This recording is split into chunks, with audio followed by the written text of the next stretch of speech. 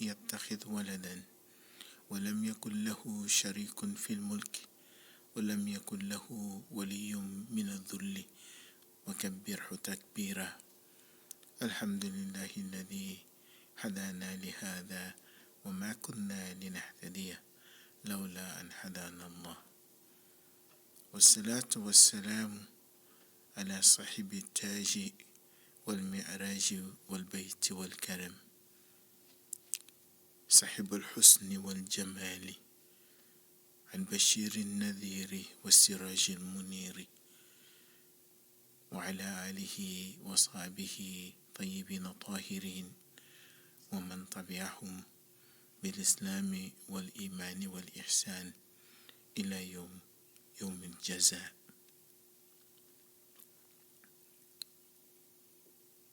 What is important is not what man is, but what man can become.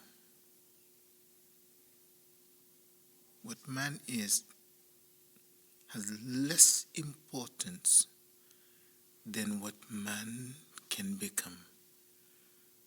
And it is that becoming that is the topic of this lecture series that we are going to be having every Friday during the month of Ramadan, bi'iznillahi ta'ala wa bi'amri.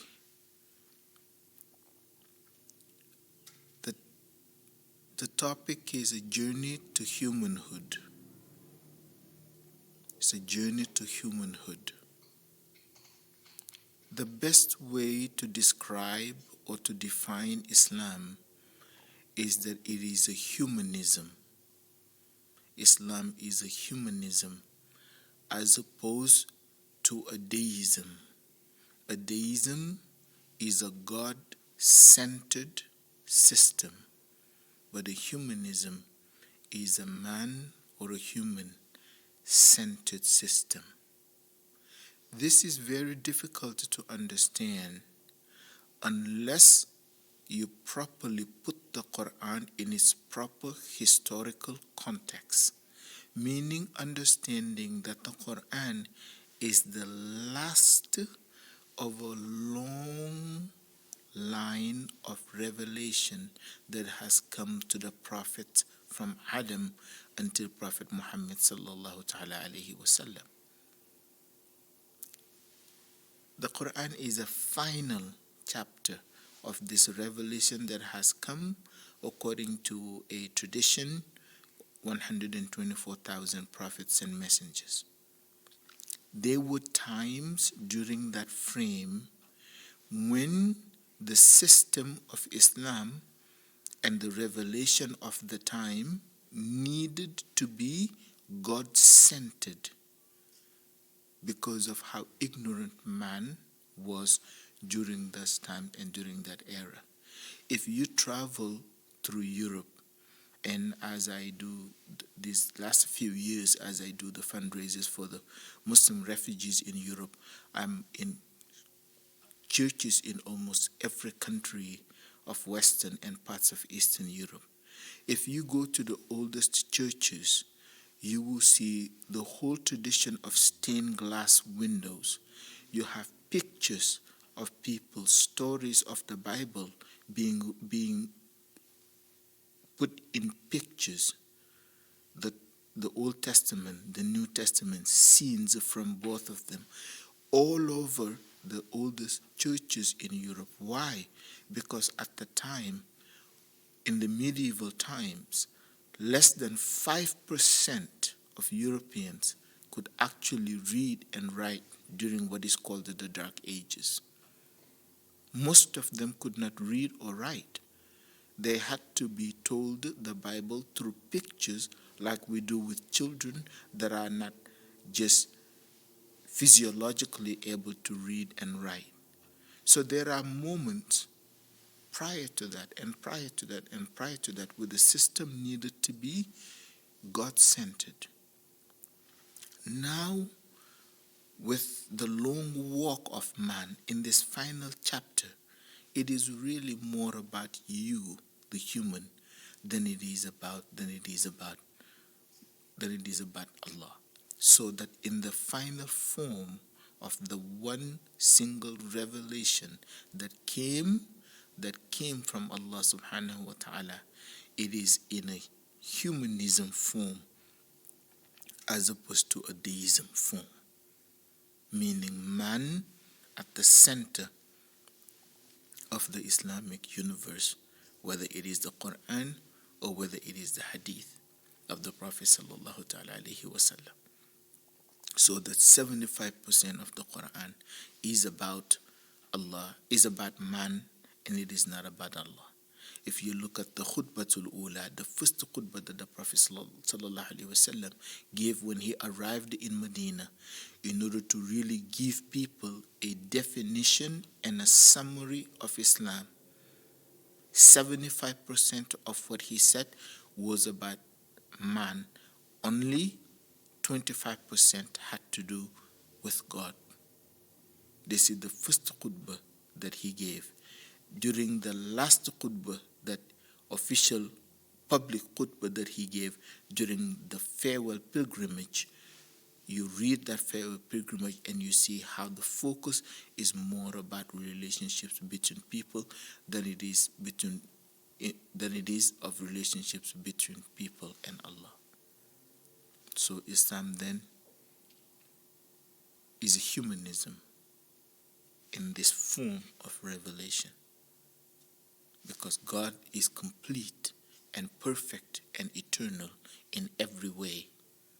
Man is the one that is in need of both insight and revelation. There is a big difference between being man and being human. Between being man and being human is a big difference between the two. The journey is to go from man to human. And if everybody makes that journey, we become humankind. There's a beautiful play in the words here, from man to human, and from human we become humankind. We become humans who are kind to each other. We become humans whose character trait is kindness. Humankind. One of the things that separates us from everything Allah has created is kindness.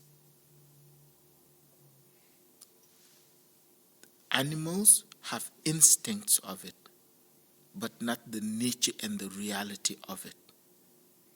They have that instinct. But an animal is not going to say, oh, I'm going to be kind to let you take this part and I'll move here. I will be kind to you and I will not do this to you. I will be kind to you and I will give you my share and I will go hungry. This is why when we talk about animals, we use the word tabi'ah, which is the nature and instinct. But when we talk about insan, we don't talk about tabi'ah, even though man has instincts and nature, but we talk about fitra. What the animals have is just tabi'ah. That tabi'ah, they cannot control it.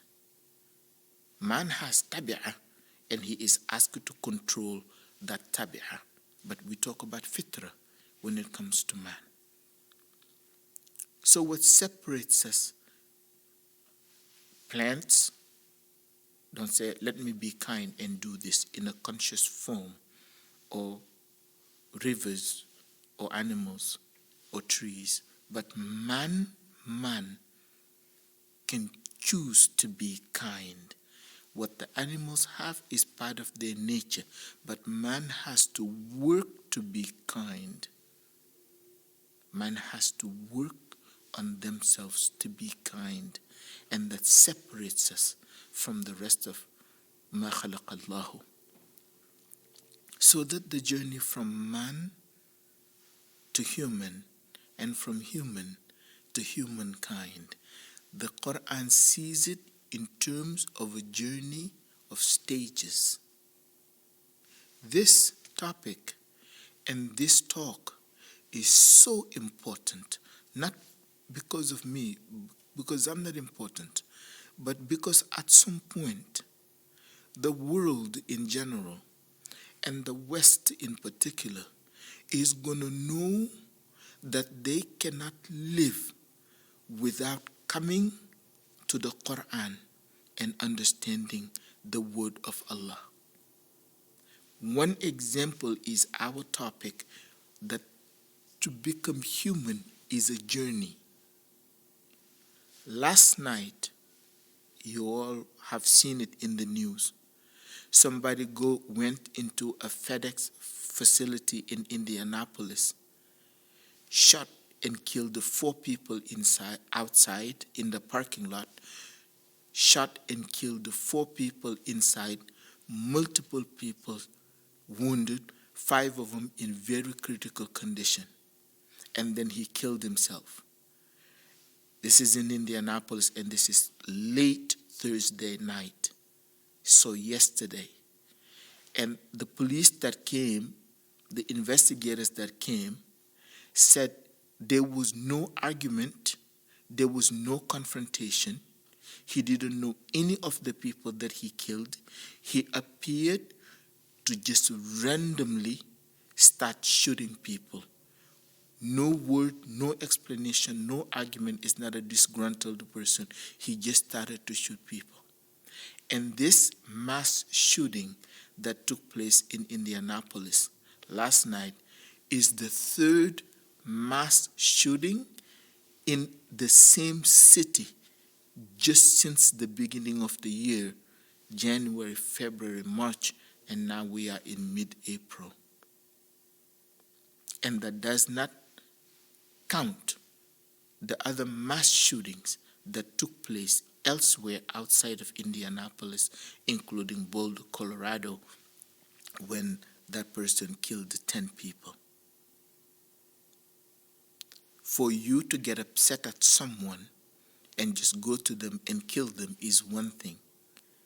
But what kind of being are you that is able to walk up to completely and perfect strangers to you, who you don't know, who haven't done anything to you, and take their lives and keep going? And it happens almost on a daily basis. So if Islam tells you that humanhood is a journey, you have to pay attention. If Islam tells you that to become fully human is the result of a work that needs to be done on the person, you have to pay attention. Because if you don't pay attention, these things are going to continue to come and to come and to come and to come, to take place and to take place and to take place. And the West, outside of the context of the Quran, has absolutely no even the beginning of a remedy for it. So it is, what are you going to do? And he said, we are helpless because we cannot predict it. But that is the result of a particular form of society. It is the result of a particular understanding of the human being. Freud did not make man.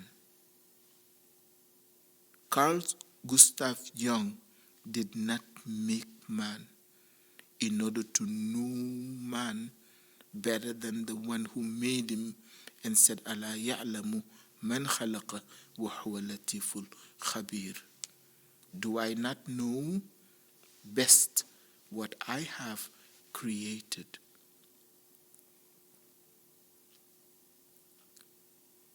They talk about, you heard President Biden, just the mass shootings that were happening almost everywhere in the country, the most random and the most senseless killings that were taking place. And he came and he said there is a matter of urgency for us to start to formulate policies for gun control is all in good, but guns don't kill people. The man behind the gun, his mind and his heart and his hand kill people, not guns that kill people. So instead of looking at how do you control guns,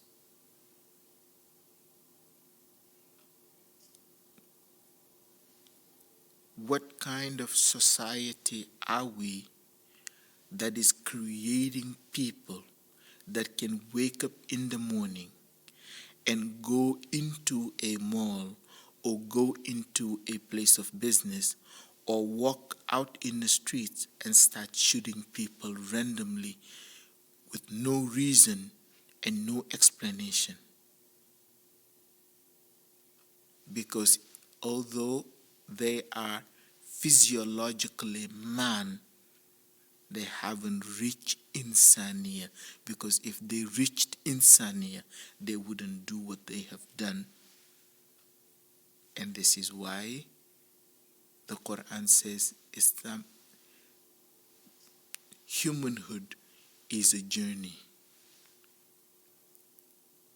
That it is a journey that takes place by stages.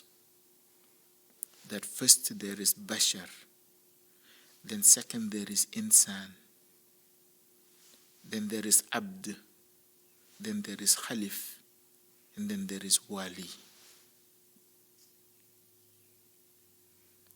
If you reached Insaniya, if you reached Abdiya, if you reach the Khilafatu of man, much less if you reach Wilayatu, you would never be doing what you see taking place this randomly and this destructively that is taking place.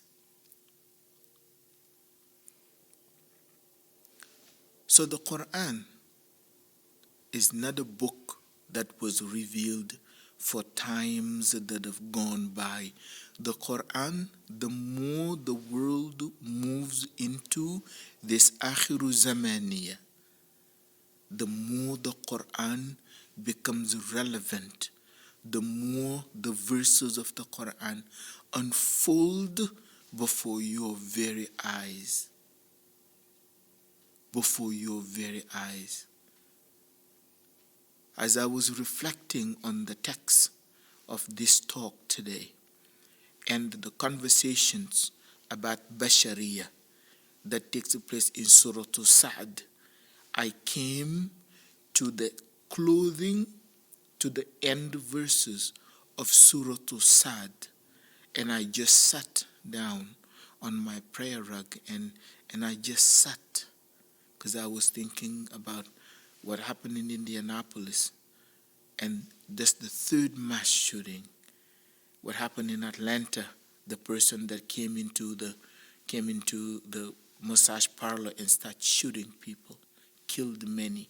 Boulder went in there, killed many.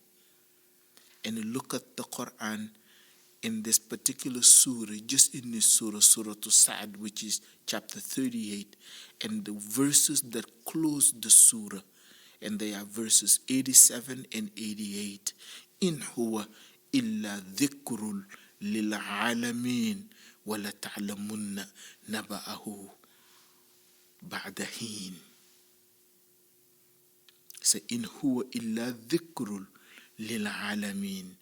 What this is a reminder to everything and everyone that I have created in all of the worlds that exist. There is no exception of place, and there is no exception of time. Meaning the time of the Prophet ﷺ and America today, the Quran is relevant to them. In huwa illa dhikrul lil alamin. And he says, wa وَلَتَعْلَمُنَّ وَلَتَعْلَمُنَّ نَبَأَهُ بَعْدَ حِينٍ. And after a while, you will come to know the truth of this reminder to all of the worlds that exist. وَلَتَعْلَمُنَّ نَبَأَهُ بَعْدَ حِينٍ. And Allah is saying, at some point, you are going to know the truth of this book. At some point, you are going to know that if you are going to live and you are going to survive and you are going to thrive, you will not be able to do it without this book. وَلَتَعْلَمُنَّ وَلَتَعْلَمُنَّ وَلَتَعْلَمُنَّ وَلَتَعْلَمُنَّ. نَبَأَهُ بَعْدَ حِينٍ. It will come and you will know that there is no way for me to be outside of this book. It says it is a journey. It's not a stated fact. Man doesn't become human just because they're getting bigger. There is a logic. There's a mathematical precision that man is challenged to reflect on what makes sense and what does not make sense. Nothing grows immediately that you see in nature. Seeds, you don't plant it, and you blink your eyes and it becomes a mango tree or a banana tree. It takes time to grow. Trees, they take time to grow. When an animal is born, it takes time to reach its fullness. When a human child is born, it takes time to reach its fullness. Allah is saying the same way, all of these things that you see take time and go through stages to reach their fullness. So also, man's spiritual growth takes place also stages by stages by stages. That same law in nature is what the Quran brought. وَنَزَّلْنَاهُ تَنزِيلًا وَنَزَّلْنَاهُ تَنزِيلًا. And we sent it by stages, one stage at a time, one stage at a time, one stage at a time is when we sent, how we sent down the Quran, instead of the Quran just in one sitting. So Allah is saying, the same way the physical growth of man goes through stages, so also the emotional growth, the spiritual growth takes place in stages as well.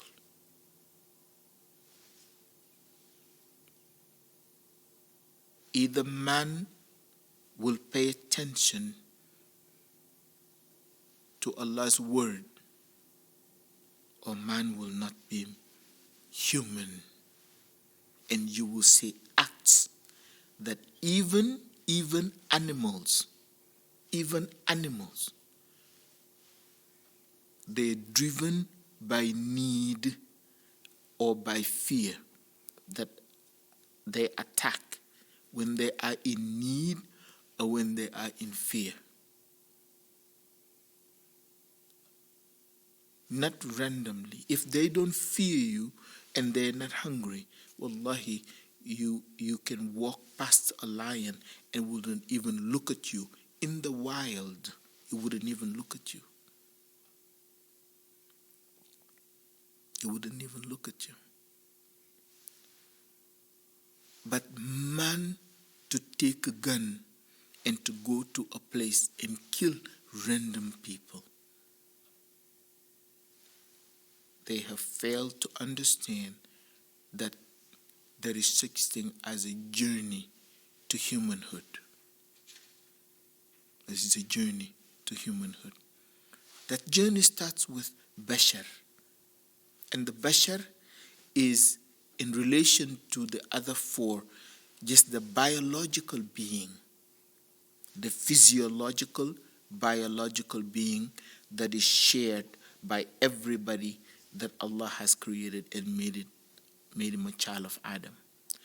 In Surah Sa'd, there's a beautiful conversation that is important to go back to. It starts from ayah 71 and it goes all the way to the end of the surah, Surah Sa'd, the end being those two verses that I mentioned, that are 87 and 88. In that conversation, it's a conversation, إِذْ قَالَ رَبُّكَ لِلْمَلَائِكَةِ إِنِّي خَالِقٌ بَشَرًا مِنْ تِينٍ. And your Lord said, I'm going to create Bashar from clay, dry earth mixed with water. I'm going to create Bashar. That's the physiological and the physical parts of it. That's the first stage. It's the first, I'm going to make Bashar. And Bashar is just the physiological being. I'm going to make him from clay. فَإِذَا سَوَّيْتُهُ وَنَفَخْتُ فِيهِ مِنْ رُوحِي فَقَعُوا لَهُ سَاجِدِينَ. Now, after I made Bashar, after I've shaped him,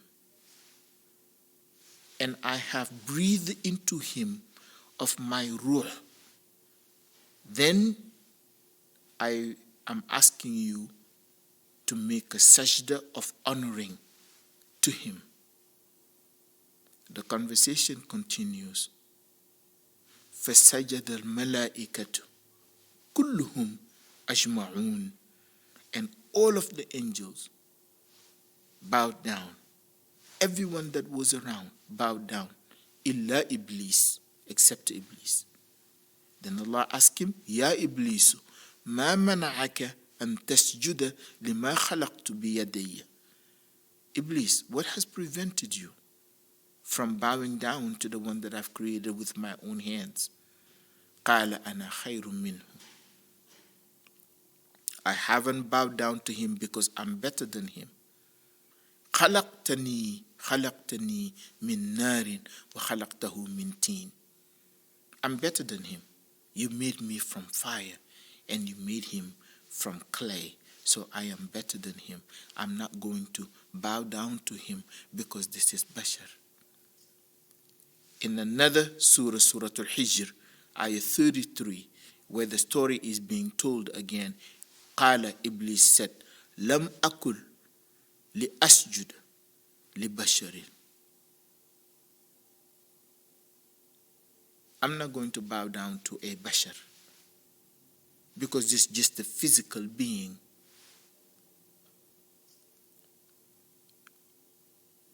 I'm not going to bow down because this is just, it's a physiological being. This is Bashar. This is just clay that is sitting. This is the Bashar that he said, no, I'm not going to bow down to him. وَهُوَ الَّذِي خَلَقَ مِنَ الْمَاءِ بَشَرٍ. He it is who has created the human being from clay.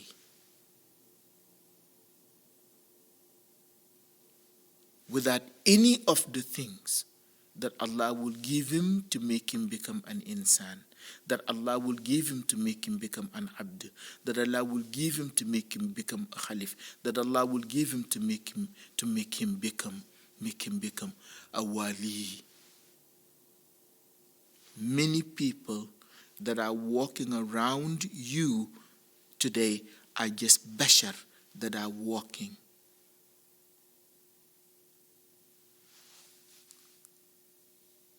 And they're dangerous because Bashar cannot hear and Bashar cannot see. This is why I ask our sisters in particular and even our brothers to be very careful. Many road rage incidents because of Bashar that are walking around They will kill you within a heartbeat because Bashar cannot hear and Bashar cannot see. And many people that are walking, talking, driving are Bashar that are walking. And you have to be aware of that. Given a sign that we want to really keep it to 30 minutes, inshallah, bismillahi ta'ala, next Friday we continue the journey into Insaniya. جعلنا الله وإياكم ممن تنبه لخدمته وتنزه عن الدنيا وتذكر يوم الحشر واقتفى آثار الصالحين فإنه ولي ذلك والقادر عليه يا رحمن يا رحيم. اللهم انفعنا وارفعنا وهدنا بالقرآن العظيم وبارك لنا بالآيات والذكر الحكيم. اللهم لا تؤاخذنا بالجرائم يا كريم، اغفر ذنوبنا كلها يا رحيم، ولا تضرب وجوهنا يا إله العالمين ويا خير الناصرين. اللهم اجعل القرآن لنا في الدنيا قرينا وفي القبر مؤنسا والآخرة نورا وفي الجنة رفيقا ومن النار سترا وحجابا وإلى الخيرات كلها دليلا. اللهم نور قلوبنا بالقرآن وزين أخلاقنا بالقرآن ونجنا من النار بالقرآن وادخلنا في جنة الفردوس بالقرآن العظيم. جعلنا الله من الذين يستمعون القول فيتبعون أحسنها. سبحان ربك رب العزة عما يصفون وسلام على المرسلين الحمد لله رب العالمين. والصلاة والسلام على سيدنا وحبيبنا ومولانا ورسولنا محمد صلى الله تعالى عليه وسلم وعلى آله وصحبه وسلم. وآخر دعوانا أن الحمد لله رب العالمين.